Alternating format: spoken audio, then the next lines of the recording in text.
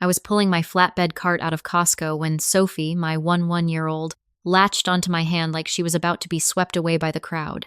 "Mom, don't look back," she whispered. "Just keep walking." The parking lot was its own kind of chaos. Cartwheels clattering, engines revving, wind snapping at loose receipts. People shouted names over the roar of traffic. A toddler screamed because his hot dog was gone. None of it mattered, because Sophie's voice cut through everything like a blade. My feet kept moving, but my heart stopped cooperating. Sophie wasn't the jumpy kid type. When she said don't, it wasn't fear of a scary movie. It was the tone of someone who had already seen the thing and knew it was real. "Did you see Dad?" I asked, barely moving my lips. Sophie nodded once, fast, as if even that was dangerous. And her. I angled my head like I was adjusting my scarf, let my eyes flick toward the reflection in the shiny window of the tire center. Across the parking lot, by the crosswalk, a black SUV idled with its lights on, and Mark, my husband, was there, hand on the passenger door, smiling. Beside him stood a woman in a fitted wool coat, hair curled into glossy waves, heels clicking like punctuation. She threw her head back and laughed, the kind of laughter you can hear even through glass. She looked like Linda, like my mother-in-law, the same Linda who, according to Mark, was so weak lately and couldn't drive anymore. The same Linda who had been sleeping on our recliner for 2 weeks because she kept getting confused and couldn't be alone. Only this woman stood straight, shoulders back, chin high. And when Mark opened the door, she patted his arm slow, familiar like a lover, not a mother. Mark's hand lingered at the small of her back for a beat too long, guiding her into the car the way you guide someone you don't want to lose. Sophie's fingers squeezed harder. "Please," she said. "We go. Now." I didn't make a scene. Loud people become targets. Targets get trapped. I guided Sophie to the car as if nothing in the world was strange, loaded the paper towels and cereal and the giant bag of oranges, and slid behind the wheel. Sophie climbed into the back seat without being told. She buckled herself with shaking hands and stared straight ahead, like turning her head might make it true. In the rearview mirror, I watched Mark and Linda climb into the SUV. The vehicle rolled out of the lot like it had nowhere to be but away from me. My phone buzzed on the console. Mark, taking Mom to a neurology appointment, might be late. My thumb hovered over the screen. A dozen replies tried to claw their way out of my throat. Questions, accusations, the kind of sentences you can't take back. I didn't reply, because in that moment it felt like I'd discovered a hidden door inside my own house, and everyone else had been using it for weeks. On the drive home, Sophie finally spoke. "She's not sick," she said, voice small but solid, not like she acts. I kept my eyes on the road. "What makes you say that?" Sophie swallowed. "I saw her in the garage yesterday. She walked normal when she thought nobody was looking, and she told me not to tell you she went in my room." My hands tightened around the wheel. I didn't ask more, not yet. I needed Sophie safe, not spiraling. At home that night, Mark delivered the performance on schedule. He came in carrying a pharmacy bag like a stage prop, sighed dramatically, then kissed my forehead with the tired tenderness of a man who wanted credit. "Long day," he said. In the living room, Linda sat bundled in a blanket, shoulders slumped, hands trembling as she pressed the TV remote like she'd never seen buttons before. "Hello, sweetheart," she mumbled. "Jessica? Is that right?" "My name isn't Jessica." Mark's eyes darted to me, "Play along." So I smiled, warm and patient, and I played. "Hi, Linda," I said. "It's me, Hannah." Sophie watched from the hallway, face blank, jaw tight, like she was trying not to explode. During dinner, Mark talked about traffic and appointment delays. Linda asked Sophie the same question twice, "What grade are you in?" And Sophie answered both times without blinking. My child had learned how to be invisible. After dinner, Sophie said she had homework and went upstairs. I followed her quietly and found her sitting at her desk, not opening her books. Her hands were clenched around a small silver tin of mints. "Sweetie," I said gently, "you can tell me." Sophie stared at the tin like it might bite. Then she popped it open. Inside wasn't candy. It was a ring. A delicate women's ring, thin band, small diamond that caught the lamplight and flashed like a secret. "I found it," Sophie whispered. It fell out of her coat pocket in the laundry room. My stomach tightened. "You picked it up? I was going to give it back," she said fast. But then I heard them. She swallowed hard. "In the kitchen last week, when you were at work." She told Dad Mark, she said, "Don't let the girl touch her stuff. She's little. She's easy." The words landed like cold water down my spine. "Her stuff?" I repeated softly. Sophie nodded, eyes red but stubborn. "And Mom?" Her voice trembled. "She went into my room. I told her not to. She grabbed my wrist and said, 'In this house, adults decide.'" I pulled Sophie into my arms so quickly, my chair scraped the floor. She didn't cry. She shook, small and furious, like her body was trying to hold everything inside. In that moment, the ring didn't feel like jewelry. It felt like a breadcrumb. And the way they'd spoken about Sophie, about my child, as if she were an object with a lock on it, that was the real danger. Downstairs, Mark laughed at something on TV. Linda coughed sweetly, the sound of a fragile old woman who deserved endless patience. I held Sophie tighter and made a quiet decision. I wasn't going to win this by yelling. I was going to win it by locking every door they didn't know existed. The next morning, I acted normal on purpose. Normal is camouflage. Normal buys you time. I made coffee. I packed Sophie's lunch. I asked Linda if she wanted oatmeal, and she smiled at me in that helpless, syrupy way that made strangers want to help her. Mark hovered behind me, rubbing his neck like he was exhausted from heroism. "Thanks for being patient," he murmured, like I was a nurse and not his wife. He'd been unemployed for 4 months, but he wore fatigue like a badge anyway. Every bill still got paid. Every appointment still got scheduled. Somehow, I was the engine, and he was the one asking for more access. After they settled in the living room, I stepped outside and walked to the mailbox at the end of our driveway. The lid sat crooked, like it hadn't been shut all the way. Inside, the letters were out of order, the neat stack disturbed. A bank envelope sat on top of a notice from a law office, one I recognized, because I had spoken to them before. Sophie had a small inheritance fund from my father. Not a fortune, but enough for braces, college savings, emergencies. My dad had loved Sophie with a quiet devotion, the kind that shows up as practical protection. He'd set up the fund with conditions. It could only be used for Sophie's education and health, and only a legal guardian could authorize anything. The trustees required documentation, and every request created a paper trail. I was the guardian. Mark knew it. I slid the mail into my tote and felt the house behind me like a set with hidden cameras. Inside, Linda called to Mark, voice thin. "Is she still mad at me?" Mark soothed her. "She's just stressed, Mom." They were building a story where I was the problem. Stressy wife, paranoid mom, difficult woman who wouldn't let her husband help.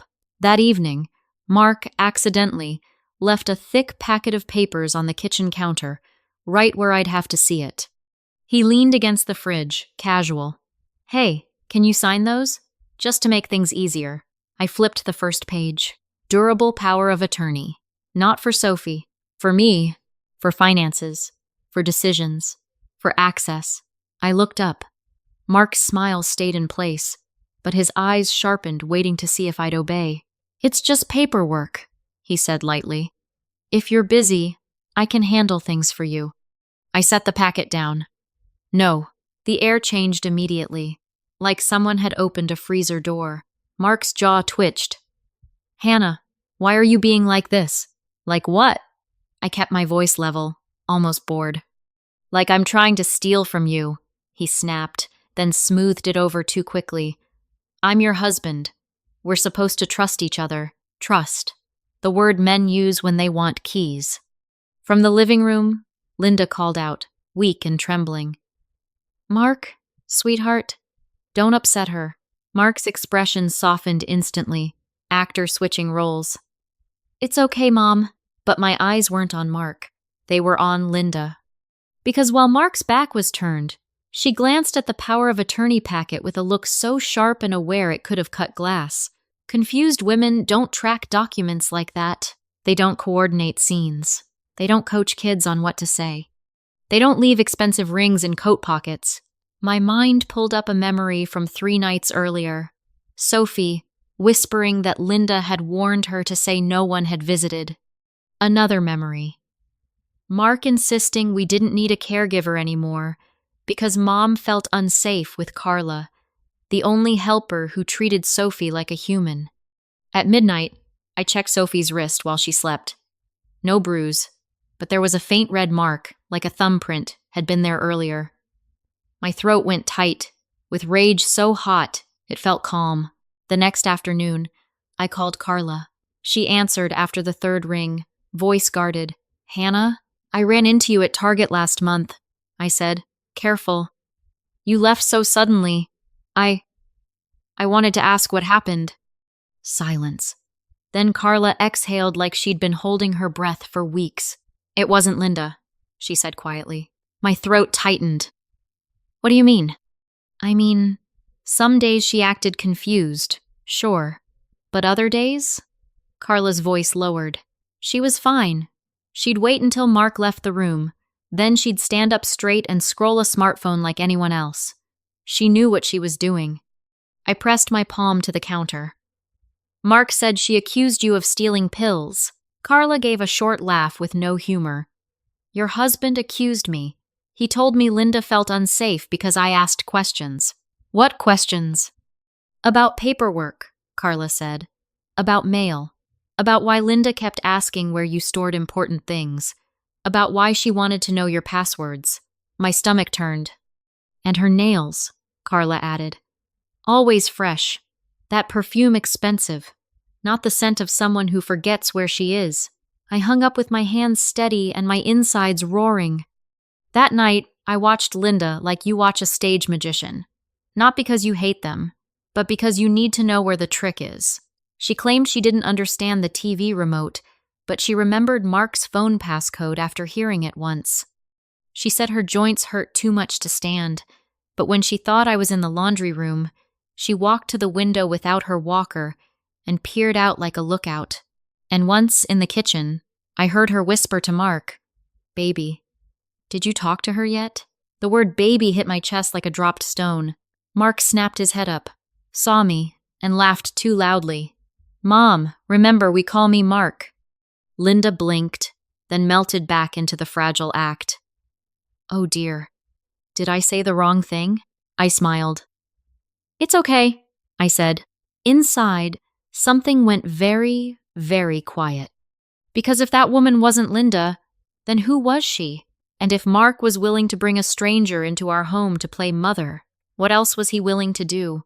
I didn't confront them. Confrontation is a warning bell. Instead, I started building a file in my head. Dates, phrases, movements. Like I was writing a report on my own life, with Sophie as the most important witness. On Tuesday, Linda corrected the way Sophie set the table and said, "In this family, we show respect," like Sophie hadn't already been respectful enough to swallow her own discomfort. On Wednesday, Linda asked Sophie to call her grandma louder, like Sophie was doing it wrong. On Thursday, I found Sophie's bedroom drawers slightly open, like someone had searched them. On Friday, the mailbox lid was crooked again. And on Saturday morning, while Mark was running errands, I checked the hall closet where we kept our little home safe, hidden behind holiday bins and a broken vacuum. The bins had shifted. Not enough for Mark to notice, maybe, but enough for a mother who knew exactly where her child's future was stored. My fingers spun the safe dial. The click of each number sounded louder than it should have in the quiet house. The door opened. The tin box where I kept Sophie's inheritance documents was still there, but the folder with the original trust conditions, the proof was gone. My breath didn't hitch. My body didn't panic. My mind simply recalculated. Because now this wasn't suspicion. This was trespass. I checked again, slower, as if the folder might appear if I gave it a second chance. It didn't. The safe smelled faintly metallic, like coins and secrets. I closed the door, slid the bins back into place, and stood up carefully, like the house itself might be listening. Then I did something I never do. I sat at the kitchen table and wrote down what had happened as a timeline, because memory is fragile and paper is stubborn. I took out my phone. I didn't call Mark. I called Detective Ryan Keller, an old classmate I hadn't spoken to in years until I saw him listed on a community safety page. He answered like he recognized me instantly. Hannah? Ryan, I said. I need one reality check. If someone is pretending to be family inside my house, what do I do to protect my kid and her legal assets? He didn't laugh. He didn't ask why I was being dramatic. He said, calm and direct, you go by evidence, and you protect the child first. Are you safe right now? Yes, I said, because Sophie was at a friend's birthday party, and I was alone in my kitchen with my hands steady. Then listen, Ryan said. Don't tip them off. Secure your accounts. Change pickup permissions at school. Move documents out of the house. And if you can legally record entry points, do it. Clean evidence ends games. My throat tightened. Can you help me? I can advise you, he said carefully. And if there's a crime, I can respond. But Hannah, make your moves quietly. Quiet. That word again. So I did. That afternoon, I changed every password I controlled. Bank logins, email, utilities. I turned on two-factor authentication. I froze my credit and Sophie's credit because a child's identity is a door criminals love to pry open. I called Sophie's school and updated the pickup list. Mark was still her father, yes, but I added a password system. No password. No release. I removed Grandma Linda entirely. I added my sister as backup. I asked the office to note it as safety protocol, not family drama. Then I drove to the bank and opened a safe deposit box under Sophie's name, linked to her trust instructions. I moved every important document there, including copies, including the ring Sophie had found, sealed in a small envelope with the date written on the front. When I came home, Mark was in the kitchen, leaning over the counter like he owned it. How was your day? He asked, too casual. Busy, I said. Normal. Linda sat in the living room, blanket draped like theater, eyes half closed. Mark's gaze slid to my tote bag. Where'd you go? Errands, I said. He smiled, but it didn't reach his eyes. You're so organized, he said, like it was a compliment and a complaint at once. That night, after Sophie went to bed, Mark tried again. Let me see the paperwork, he said softly. I'm your husband. No, I said. His voice sharpened. If you don't trust me, what are we even doing? I met his gaze, keeping Sophie safe. A shadow flickered across his face, quick, ugly, honest. From the couch, Linda called out, too bright. Hannah, honey, I'm hungry. Mark snapped back into gentle mode immediately. I'll get you something, Mom. I watched him spoon yogurt into a bowl like a dutiful son, while Linda watched me over the blanket with eyes that were not confused at all. 2 days later, I went back to Costco with Sophie, claiming we needed to return a toaster. It wasn't an errand. It was confirmation. Near the exit, by the same stretch of parking lot, I saw the black SUV again. Mark stood beside it, and the woman Linda stood taller than she ever did in our living room. This time I noticed details my panic had missed before. Her hair color was a shade darker than Linda's at home, and the skin around her eyes was smooth. Too smooth for the wrinkles, Mark said, came from rapid decline. When she turned, sunlight hit her wrist, and I saw it. A small tattoo, a simple line-work flower, just above where a watch would sit. Linda Mark's real mother hated tattoos. She'd ranted about them at Thanksgiving years ago.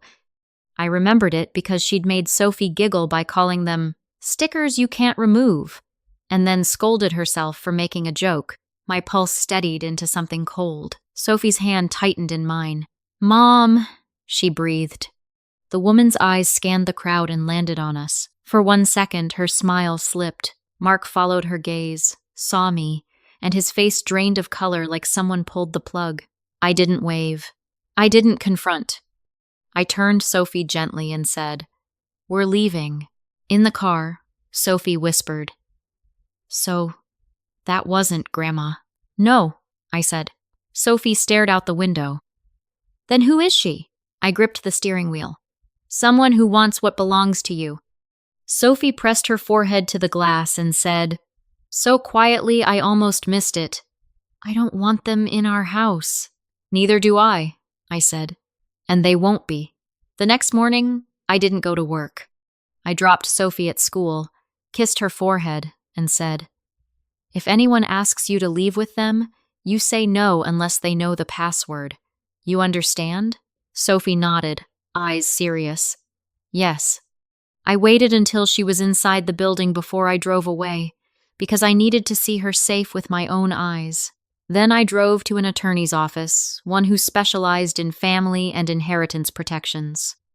I brought everything: trust correspondence, bank letters, copies of disturbed mail, the power of attorney packet Mark had tried to push on me, and a written timeline of every odd moment I could recall, including Sophie's wrist being grabbed and the missing folder from the safe.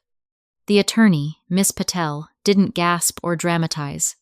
She listened, pen moving, eyes sharp behind her glasses. When I showed her the POA packet, she made a small sound of disgust. When I finished, she said, "Your husband is not entitled to Sophie's inheritance, but he can create chaos if he gains authority through you. Durable power of attorney would have been a shortcut to your life." "I won't give him that," I said. Miss Patel slid a set of filings across the desk. "Then, we reinforce your position. Guardianship confirmations. Notice to the trust administrator. A record that you refused the POA. And if there's theft or impersonation, we coordinate with law enforcement so the timeline is clean." I signed where she pointed. My signature looked the same as always, but my hand felt like it belonged to a different woman, one who didn't apologize for protecting her child. Before I left the parking lot, I called the trust administrator and said, "Flag any request involving Mark Evans or anyone claiming to represent him." The administrator's voice turned professional. "Understood. We'll require enhanced verification and call you directly for any inquiry." Then I did one more thing. I opened my notes app and created a list titled "Peace is a System." Under it, I wrote simple actions: change locks, cancel shared cards, record entry points, tell school, tell bank, tell family. Keep Sophie out of the middle, because feelings lie. Systems don't. That afternoon, I met Ryan in a crowded cafe public, bright, witnesses everywhere. I slid him my timeline and told him about the missing folder from the safe. Ryan's jaw tightened. "That's theft, and it's also intent," he said. "If they're looking for trust documents, they're planning to misuse them. Do you have anything that shows she isn't Linda?" "The tattoo," I said, "and the way she moves, and the ring." Ryan nodded. "Good. We'll treat those as corroboration. Next, we document their behavior in a way that holds up." He advised me on legal camera placement: front entry, hallway near the office, nowhere private, clean, defensible. That night, after Mark and Linda went to bed, I installed 2 small cameras myself. I didn't hide them in vents. I mounted them openly, like a homeowner who cared about security. I tested the motion alerts, adjusted angles, and made sure the timestamps were correct, because evidence without timestamps is just a story. In the morning, Mark noticed one in the hallway. "What's that?" he asked, smile tight. "A camera," I said, "for safety." His eyes flicked to Linda, who was sipping tea with hands that were only trembling when Mark looked. "Oh," Mark said slowly. "Okay." But his voice didn't say okay. It said, "We need to move faster." So I baited them, the way Ryan suggested, with a small truth wrapped in a harmless lie. That evening, while Mark cooked pasta like he was suddenly a helpful husband, I called him from the living room and said, loud enough for Linda to hear, "I'm meeting someone about Sophie's inheritance paperwork tomorrow. There's another file I need to locate." Mark's head snapped up too fast. "Another file?" "Just documents," I said lightly. "Don't worry." He worried anyway. I watched it happen in real time, the calculation behind his smile, the way his eyes flicked toward the hall closet where the safe had been disturbed. Later, after Sophie went upstairs, Mark cornered me near the sink. "Let me come with you," he said. "I should be involved." "No," I said. His voice dipped. "Hannah, don't make this a fight." I looked at him, steady. "You already did." From the living room, Linda called, "Mark, I'm cold." Mark's expression softened instantly. He walked away, gentle sun mask back on, while the woman under the blanket watched me with a look like she was deciding how far to push. The next day, I created an opening. I told Mark, "I'm picking Sophie up early for a dentist appointment. We'll be gone about an hour." He nodded too quickly. "Okay, drive safe." That part was true. Sophie did have a dentist appointment next week. But today, Sophie stayed at school. I'd already arranged it, already told her teacher, already set the password system. I drove around the block, parked where I could see our front walk, and opened the camera feed on my phone. The neighborhood looked ordinary. A dog barking, a jogger passing, someone's wind chimes tapping lightly in the cold. My hands didn't shake, but my stomach felt hollow, like my body was making room for whatever came next. 19 minutes passed. Then the door opened. Mark stepped out, glanced down the street like he was checking for witnesses, and waved. A car rolled up. The woman climbed out wearing Linda's cardigan like a costume she was tired of. No limp, no shuffle. She moved fast. They went inside together. On my screen, I watched them head straight to the home office. Mark yanked open drawers with practiced familiarity. The woman hissed. "Hurry! I know where she keeps it," Mark muttered. My skin went cold. Then the woman spoke clear, young, sharp. "Just find the trust papers. We need her signature leverage." Mark snapped. She moved something. The safe looked different. The woman's voice sharpened. "Then check the mailbox. Check everything. The buyer isn't waiting forever." Mark laughed under his breath. "Once we have the right document, she can't stop us." I didn't move. I didn't breathe too loudly. I texted Ryan one word. Now. Ryan had been parked 2 streets over, waiting without sirens, without drama. Because the point wasn't revenge. It was ending. When Mark and the woman came out of the house, they were empty-handed but buzzing with frustration, shoulders tight, faces sharp. They froze at the curb. Ryan stepped forward with 2 uniformed officers, calm and direct. No shouting, no theatrical grab, just authority, clean and undeniable. "Mark Evans?" Ryan said. "We need to speak with you about unauthorized access to documents, suspected theft, and suspected identity fraud." Mark's mouth opened, then closed. The woman's eyes widened, and she tried to fold herself into the Linda character immediately. Her shoulders slumped, her voice turned thin. "Officer," she wheezed, "I don't understand. I'm just his mother." Ryan didn't blink. "Your name is Tara Whitman," he said evenly, "not Linda Evans. And we have video and audio of you discussing a buyer and trust paperwork." For a split second, Tara's face flashed with pure irritation, young, alive, angry. The fragile mask cracked, then shattered. "This is insane!" she snapped, voice sharp as glass. Mark took a step back like he might run. One officer placed a steady hand near his elbow, redirecting him without force. Mark's eyes found me then. I had walked up and stood beside Ryan, not shaking, not crying, just present. "Hannah," Mark said fast, pleading. Tell them it's a misunderstanding." I stared at him and spoke slowly, clearly, like I was reading a line of truth from a document. "You didn't just lie to me," I said. "You tried to take what belongs to Sophie." Mark flinched as if I'd slapped him, but I hadn't. I'd simply made the truth audible. Tara's mouth twisted. "You think you're so smart," she hissed, then tried to soften again. "Sweetheart, I don't know what's happening. I get confused." Ryan nodded to the officers. "Ma'am, step aside. We'll sort it out at the station." The next moments happened with the quiet efficiency of consequences, hands guided behind backs, metal cuffs clicking, Tara's protests rising and then fading as she realized no one was impressed. When Mark was led to the patrol car, he looked over his shoulder one last time, as if expecting me to rescue him from his own choices. I didn't. That evening, I picked Sophie up from school with the correct password and a calm face I practiced in the mirror first. In the car, Sophie studied me. "Is Dad home?" "No," I said gently. "Dad made choices that aren't safe. He won't be here." Sophie sat very still. Then she let out a slow breath, like she'd been carrying a backpack full of rocks, and finally set it down. At home, I changed the locks myself with a kit from the hardware store. Screws bit clean into the doorframe, solid and satisfying. I canceled the garage keypad code.